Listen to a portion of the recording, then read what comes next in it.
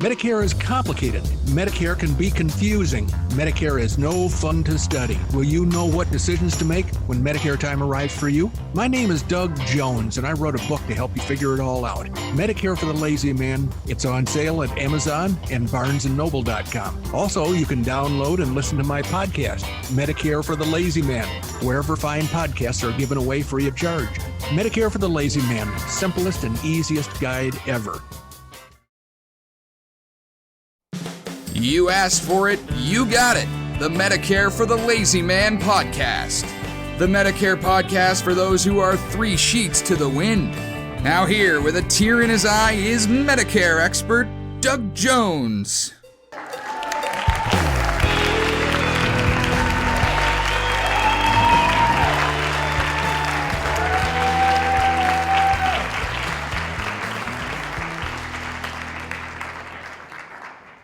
Well, hello again, ladies and gentlemen. It's your old pal, Uncle Dougie, otherwise known as Medicare for the Lazy Man podcast. I'm less than enthusiastic about my beautiful Arizona environs today because it is what Randy would describe as Arizona freezing. It is wintertime, January. It's rainy, and that's we get half of our rain in the middle of winter, and the other half of the rain comes in the middle of summer, which might be hard for non-desert dwellers to believe. But today, it's probably 49 degrees outside my house. It is rainy. Everything is wet and soggy, and there isn't a soul to be seen in the neighborhood. Everybody is hiding in their homes. They're hunkered down for the duration of this nasty, nasty weather. Now, the good news is the sun's supposed to come out in a couple of days, and it's going to be in the middle 70s by the end of the week. But still, it's not the ideal Arizona conditions that I remembered when I was a kid, or that I've enjoyed for many years thereafter. So anyway, this is the Medicare for the Lazy Man podcast. I'm sure my Canadian nephew, Drew McMillan, did his job and told you who I am. And I am going to reiterate that I am Doug Jones, your Medicare expert. And the reason I'm here in this podcast is to encourage you to feel confident about your impending encounter with Medicare.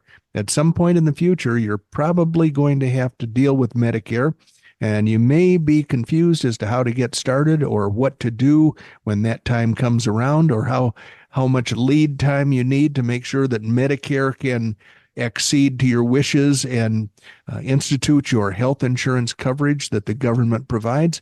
So what I suggest is that you buy my book, Medicare for the Lazy Man.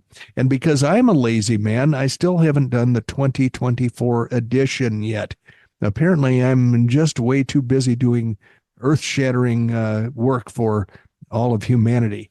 And I can't get my poop together to get that 2024 edition finished. And so, therefore, you're going to have to buy the 2023 edition if you want to know the whole story about Medicare. Very few of the details are that critical that the 2023 edition won't stand you in good stead. And I suggest that you go to BarnesandNoble.com or Amazon.com and that you purchase one of the 4 editions at Amazon. You've got the paperback book, which is the primary form of the book that people buy. You've got the Kindle version, which is less than $4, and you can have that instantly, instant gratification. You can purchase the Audible book, wherein I do all the work of reading the book and turning the pages and announcing the chapter headings, and all of that is done for you. And finally, if you still have people on your gift list that you haven't come up with a good idea for a gift, one that keeps on giving for many decades into the future, you might buy Medicare for the Lazy Man hardcover version for $22. A lot of people have bought that book in that form. It's got the same knowledge in it. It's got colorful illustrations, and it looks beautiful. It brings joy to your recipient when they open that package and see that magnificent book. It will last them decades. And so that's what I recommend. Buy Medicare for the Lazy Man, currently 2023. and you will be given the knowledge that you need to encounter Medicare and come out the winner. Speaking of winners, I've got a friend across the screen from me who is recording everything I say, and I hope he doesn't use it against me. His name is Randy Carson. Randy Carson, how the heck are you today? I'm doing just peachy keen, Mr. Jones, other than Yes, yes, yes. it's been drizzling and snizzling and cold for what? How many days now? It It, feels like about a month. but it started about the day that my Illinois refugee friends showed up and expected to have a magnificent So did sunny they bring Arizona this with vacation. them? Did they bring it with them? Well, I doubt that that's really an accurate depiction. I'd say more like bad luck follows him. I don't know if you remember the little Abner character, Oh Joe yeah. Muffelschluck. He always had a cloud over his head, and he just had bad luck wherever he went, and that seems to be the case with our friends from Illinois. Yeah. Who is that? And speaking of the comics, who is that? Now, maybe we're talking about the same comic character, but who was that kid that used to run around and had constant like dust around him and had dirt all over him? And Well, that was was it? Pigpen. Yeah, I was gonna say, wasn't his name Pigpen? Yeah, and he was not in Little Abner. He was in Peanuts. That's right. That's Yep, right. yep. You're And absolutely correct. well, I got to tell you, you are sitting in front of a fake background that I normally would point fingers at, but this is a magnificent picture taken from your backyard with the mountains in the background and palm trees, and it's just a beautiful, warm, sunny feeling that I get when I look at your backyard on a good Arizona day, as opposed to the Well, weather it outside my actually window. makes me feel warmer. I I, Well, I look at that. I can't be cold because it's warm outside. yeah, that's true. It's and if I took a picture of this, it would appear as though you were sitting out in your yard doing the podcast work that we're up to today. Yes, yes. I'm not, but I actually am sitting in my office, and some days I begin to feel like I've rooted in place, but that's Uh, okay. well, I can tell that it's one of these fake backgrounds that you can do on Zoom because you've got one arm missing. Well, It's there's that. there Plus, you go. Okay, now plus, if you go like this, my ears disappear. yeah, it looks like there's some sort of thing going on around your head. But the overall effect is good. It makes me remember why I came out to Arizona, which is for sunshine and vitamin D and just happiness, general happiness. Arizona makes me Absolutely. happy. I totally agree with you. Well, you know something? What's that? I'm going to give you a choice today. All righty. Which do you want to play? Stupid laws or something else? Well, do you have something else fun lined up? Because it never hurts to break up our routine to throw in a curveball every once in a while. I don't know that I have anything that's up as high on the list in terms Well, of cool then things as stupid laws. then we're stuck with stupid laws. So lay a stupid law on me. My alternative one was 25 things you should know about Medicare for 2023, but I think we've covered all those unless you want to go for it again. Well, there's this theory that the audience has a short memory and they may not remember that we've covered those things. So hang on to that article. Don't lose it. Okay. But let's All go right. with the stupid laws for the time being. Okay, let's go. Let's do a stupid law. So I'm gonna have to have you help me remember where we left off on the stupid laws. I know it's hard. Have we talked about New Mexico lately? I don't think so. Okay. Well, let's see here. We have a law in New Mexico, and I'm going to give you a little bit of a clue on it because it's going to be really tough for you to pick this thing up. I just, you are a magician on picking these things up, but I just can't imagine you would know these. So he's predicting failure, ladies and gentlemen. He's predicting that I'm going to fail. Not failure, just okay. Disappointment. Serious disappointment, and no prize money coming your way. All right. Okay, New Mexico. You are not allowed to do this in New Mexico in a cemetery. Well, we did have the same kind of cemetery talk in a different state, and you weren't allowed to go to a cemetery and hang out there. You couldn't picnic, drink. I think it was drinking was the real target of that particular law. So I can't imagine that you would use the same recreational activity as a crime just in a different state. So I think drinking is out. I would say that if you're in New Mexico, you cannot summon the devil, and you cannot perform profane rites of worship, devil worship in a cemetery. That's my guess. No, I hear that's a big no No, coming your way. no, that's a no. That's a no. You want another, do you want a hint or do you want to just go for it? I think we should go for it, considering the fact that we've dilly-dallied for about 10 minutes already. Okay.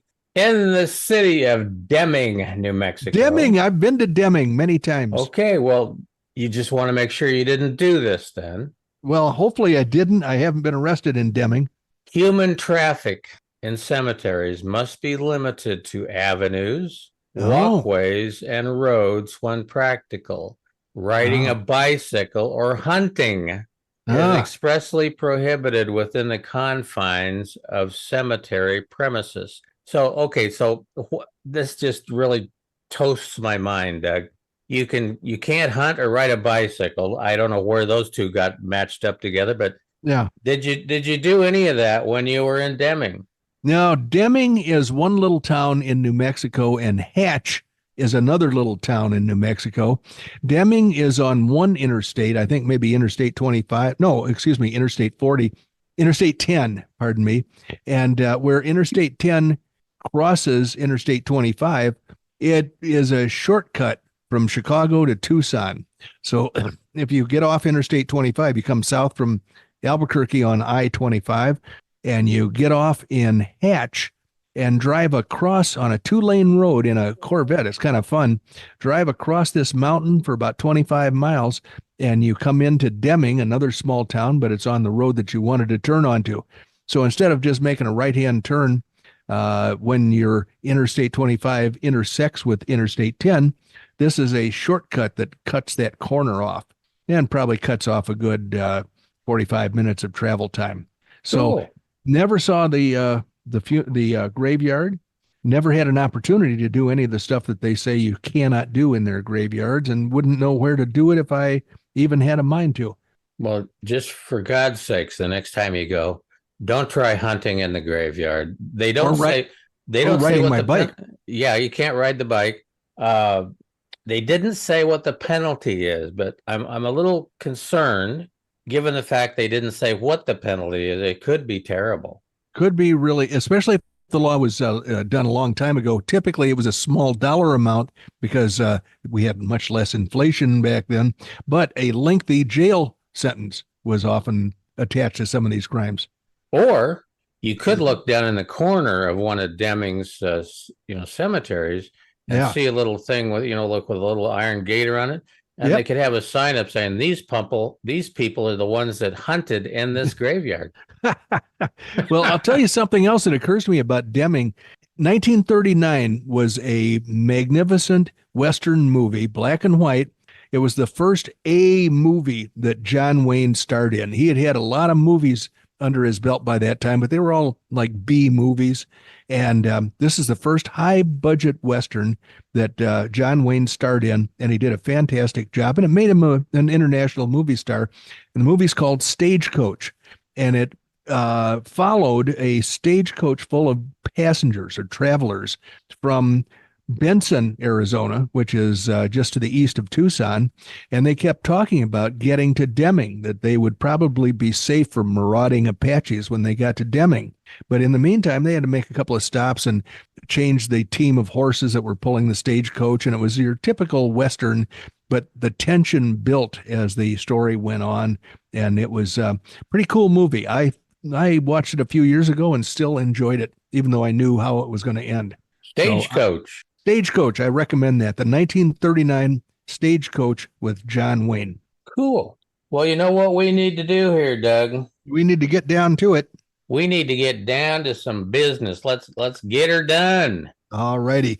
Well, what I'm going to do here is go through more subject matter than usual because the content curator went on a tear. I think I inspired her in the last episode. I said, I'm doing some house cleaning here, and I took a lot of items from the bottom of the huge stack of content and went through them fairly rapidly. So she took a page out of that book and she gave me a stack of unrelated items that she thought we might share with the audience.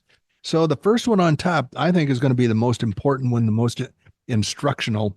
And the question posed by this article is, do I really need supplemental insurance with Medicare? And the finer print underneath that headline is Medicare supplement insurance, otherwise known as Medigap, is an optional add-on that can fill gaps in Medicare Parts A and B. This is a recent article, and it was written by somebody named Alex Rosenberg. Don't even know who he was, but it's only a few days old. And the article goes on to state about 41% of original Medicare beneficiaries, I call them participants, but about 41% of people that participate in Medicare had Medicare supplement insurance in 2021. That is according to a February report from last year. There are many gaps in Medicare that a beneficiary or a participant would have to pay if they don't have Medigap or Medicare supplement insurance. This can add up to be thousands of dollars per year. While it's not mandatory to have Medicare supplement insurance, you might want to purchase it to fill some of the gaps in Medicare Part A and Part B. Medigap does not work with Medicare Advantage plans. So Medicare Part A has a deductible of $1,632 this year, which you owe before Medicare starts to pay for inpatient hospital care. Just one hospital stay, and you're going to be paying that $1,630 deductible, $32 deductible. So really fast, your costs can add up. Most Medigap plans or Medicare supplement plans cover the Part A deductible, and plans with premiums below $136 a month could put you ahead based on that benefit alone. After you've met your deductible, there are out-of-pocket costs. Now, they didn't even talk about the Part B deductible, and that's the kind of insurance, kind of Medicare insurance that you're going to need most often because it covers all the treatment you would get when you're not confined to a hospital or a nursing home. And that's most of the medical treatment that most of us get. So Part B has a one-time only annual deductible of $240. You got to pay the first $240 before Part B kicks in and pays any of your medical expenses for the rest of the year. So going on with the article, after you've met your deductible, there are out-of-pocket costs for many Medicare services, mostly the Part B services and mostly 20% that you have to pay, while Medicare pays 80%. Now, admittedly, that's the vast majority of charges that Medicare pays, but that 20% can add up if you need some serious treatment or lengthy treatment. Medicare Part A co-pays kick in after your 60th day in the hospital. That means that if you're still in the hospital after 60 days, they're going to start tacking on a per diem charge, cost sharing to you.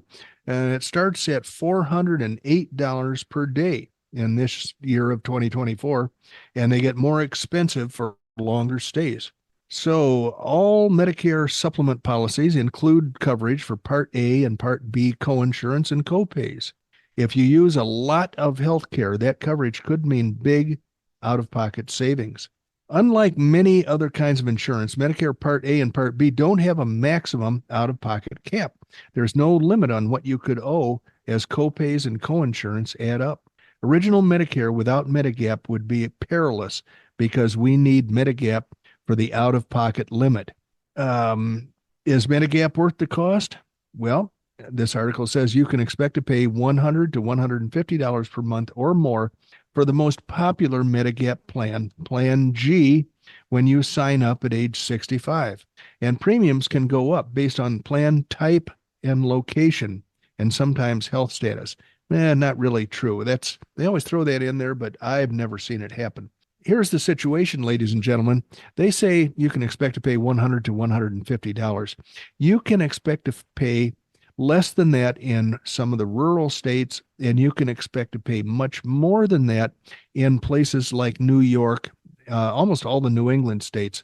You can expect to be charged somewhere over $200 a month for a Plan G, which is a very comprehensive coverage plan. It's a wonderful, I mean, basically, if you want to pay that premium, you will not have anybody sending you bills for any other Medicare expenses once you've paid your $240 Part B annual deductible. The problem is a lot of people say, I'd rather go with a Medicare Advantage plan rather than pay over $200 a month. And, the state I live in is a very expensive state. So most people don't realize, and they're never told by their insurance agent, that there is a great alternative. It's called High Deductible or High Value Plan G. That is going to be a fraction of the cost. It's going to require you to pay some of the coinsurance, but it's going to then kick in and be just like a regular Plan G. If you have a bunch of expenses and you've paid the coinsurance amount, you will have the same as a Plan G if you have a bad year of a lot of medical expenses. So what happens with a high deductible Plan G is you pay that $240 out of your pocket. You pay the 20% coinsurance if you need a bunch of treatment, or if you're thrown into the hospital, you pay the $1,632. But once you get to an upper limit, and that limit is changed a little bit each year based on the consumer price index. This year, it is $2,800. So once you've paid $2,800 out of your pocket, you have a Plan G at a cut rate price, and it will pay 100% of all the rest of your medical expenses, your Medicare eligible expenses for the rest of the year. So you might say, well, geez, that sounds like a $2,800 deductible plan. No, it is not, because Medicare steps in and starts paying 80% of your outpatient bills right after that $240. So really what you have under Medicare is a $240 deductible, and then 20% goes to you until you have paid out $2,800. But where does that $2,800 come from? It comes from the money you saved by not buying the expensive Plan G. So let's say you've got a choice between the $225 Plan G because you live in New York, a state that hates insurance companies, or you have the option of buying a $50 high deductible or high value Plan G. Well, you're going to be saving $150 to maybe $200 every month. So if you have medical expenses and you wind up having to pay 20% until you get to $2,800, just take the money you saved out of your sock drawer and pay your portion of the bills with that money that you did not pay in the very high premium. So my recommendation is always take the high deductible or high value Plan G, because you'll be saving money. And if you need a bunch of medical expenses that you didn't anticipate, you'll have the savings to reduce or eliminate that extra deductible that they try to tout you with. And they do try to scare you, because insurance agents don't want you to save money, because they get paid more if you spend more. Insurance agents' commission is based on a percentage of what you have to spend. So the better for them if you're spending more. So to wrap this up, it says the best time to buy a Medigap policy is right as you're turning 65. But if you're working and you're covered by a perfectly acceptable health insurance plan that's provided by your employer, then that's fine. You can stay with that as long as you want. And when you decide to disenroll from that employer's health insurance plan, then you have a window of opportunity to get a Medicare supplement plan without having to prove good health. During this period, let's say the insurance companies cannot use medical underwriting to charge you more or to deny coverage based on your health or medical history. So that's what I would suggest. And house cleaning day continues. Could digital puzzle games help improve memory? Playing digital puzzle games could benefit cognitive health. Researchers recently conducted a study to see how playing different types of video games impacts memory capabilities in both younger and older adults. And I can tell you there's one adult that I watch every day play Words with Friends, and she plays with about 5 different acquaintances or friends of hers, and she plays about maybe 25 different games every day. Now, her mother did the same thing, and her mother became crazy as a loon. So I'm not convinced that the brain stretching that somebody does when they play digital puzzle games or any other kind of games is really going to be a good solution or a preventative for dementia. But that's what they're studying now. They're trying to measure whether that's helpful or not. The experts here learned that older adults who played digital puzzle games had better concentration abilities compared to older adults who either do not play digital games or play a different type of game. So digital puzzle games is the goal here. So according to the National Library of Medicine, working memory refers to the small amount of information that can be held in the mind and used in the execution of cognitive tasks. For example, when somebody gives instructions to complete a task, the person would rely on their working memory to keep instructions in mind for the duration of the task. Scientists from England suspect that the type of video games that people play could impact their working memory and people's ability to ignore distractions. Now, the next section says it's action versus strategy versus puzzle games. Since aging has a negative impact on working memory, the researchers in this study wanted to test whether certain types of games are connected with improvements in memory. The researchers analyzed data from 482 participants for the study. The majority of the participants were females. The participants' ages ranged from 18 to 81, and the scientists placed them in either the younger adult group from 18 to 30 or the older adult group ages 60 to 81. The participants reported their gaming habits included details such as how often they played, the type of games they played, and how much time they spent playing.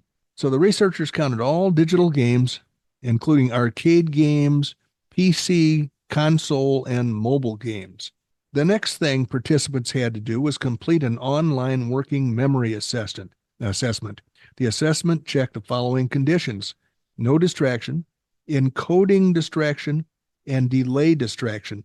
The no distraction part of the assessment gauged how well the participants could remember the location of red circles that showed up on a grid for a short period of time. After briefly showing the red circles, the grid went blank and the participants had to remember where the red circles appeared. When the encoding distraction aspect, with the encoding distraction aspect, the researchers checked this by showing both red and yellow circles on the assessment. The participants had to focus on the location of the red circles only and recall the location of the blank, their location on the blank grid. The quiz had an extra component to check for the delay distraction. In addition to having yellow circles, the yellow circles also appeared during a delay between the red circles disappearing from the grid and filling the spots on the empty grid. So the results of the data analysis showed that older adults who reported playing digital puzzle games had a higher working memory capacity than older adults who played the other types of games or did not play games at all. The research also showed that older adults who played digital games could ignore distractions better than other older adults. Puzzle games for older people had this surprising ability to support mental capabilities to the extent that memory and concentration levels were the same as 20-year-olds who had not played puzzle games. On the other hand, younger adults who played strategy games showed a greater working memory capacity compared to young adults who played action games. Oh boy. It instead seems to be the strategy element of the game, planning and problem solving, for example, that stimulates better memory and attention in younger people. We don't see this effect in older adults. Working memory is one of our most complex memory systems. We use it when we are using, memories, or experiences that we are holding in our heads for everyday tasks like mental map, following instructions, problem solving, learning, and other things. And so the guy who was in charge of this was surprised that strategy and action games had no benefits for older adults. So he recommended aerobic exercises, maintaining social connections and doing activities that stimulate the brain, such as Sudoku, crossword puzzles, and reading for older adults that are concerned about memory loss. Well, as I say, I watched my mother-in-law circle the drain with memory loss, because even though she did 1,000,000 crossword puzzles and read 1,000,000 books. So that didn't work for her. The final wrap up here is it's important to note that this study is an observational study and does not necessarily mean that game playing leads to better working. It may be that game preference varies by cognitive ability and age. So I think what they're saying there is that if you are cognitively impaired, you're likely to choose a different type of game than if you are agile. If you're mentally agile, you might take the more challenging type of game, and that might have had a skewing effect on the outcome of the studies. Well, house cleaning hasn't been that successful today, Randy. I've gotten about 3 things out of the way, and it's the stack is still very large. I can see it from here, Doug. Is that the one that starts on the floor and then ends about the top of your desk? I was hoping you thought it wasn't on the floor just but yes, that is the one, and it shows me that we've got to get more diligent about handling the content that the curator curates for me. Well, there's that part, and I think we talked about this in an earlier episode, that someone called me the other day, and I didn't take a name, but they wanted to know if I knew anybody in Cave Creek that was hoarding paper. Well, as it turns out, yes, that would be me. Oh, Yep. dear. Well, anyway, you know something? We got to land the plane. I think we should. Spent our 75 cents, and we certainly don't want to go over, because that's all we've got in the budget, according to Doug, 75 cents. But I'm still working on it, folks. So maybe next time it'll be $1. Yeah, you're very persuasive. So it's hard for me to let go of that quarter, but I try. Well, anyway, there's a few things I always like to take care of before we sign off and land the plane on 33 right. It is this. Grab your pencil. Doug loves to hear from you, and you can reach out to him at an email address that we have right here, dbj@mlmmailbag.com. Don't forget, Doug is licensed nationwide to help you with your Medicare supplement planning. Check us out to the website, MedicareForTheLazyMan.com. We would also appreciate it if you would find a place to drop a couple reviews for us on the content that we produce. It means a lot to us, no matter what time of the year it is. Last but certainly not least, thank you for joining us. You could have been other places and you weren't. You were with us, enjoying a few minutes with Medicare for the Lazy Man podcast, which is exactly where we want you, 3 times a week, Monday, Wednesday, and Friday. However, we're going to have to sign off for today. And if you haven't been keeping track of the time, it's been about 32 and a half minutes with Doug Jones, the anti-insurance insurance guy from Oklahoma. No more. He camps out and calls his home up in the high ground behind, where is it? Cave Creek, I think. Yeah. Cave Creek, Arizona. And today it's raining. I don't know if we mentioned that. It feels like, it looks like, everything like I'm back in the middle of Nebraska, but we're not. We're out in basically the wonderful place of the earth, Arizona. And I'm going to put him in at about 12,000 feet. And I don't know, do you need oxygen for that? Listen, that's ice and sleet up there at 12,000 feet. No oxygen is going to help me, but thank you for joining us, ladies and gentlemen. Thank you, Randy, for another horribly cold and frigid day I have to deal with. I'm guessing that you didn't cause this, but you're suffering right along with me. Anyway, we'll look forward to seeing all of you at our next episode. Bye-bye.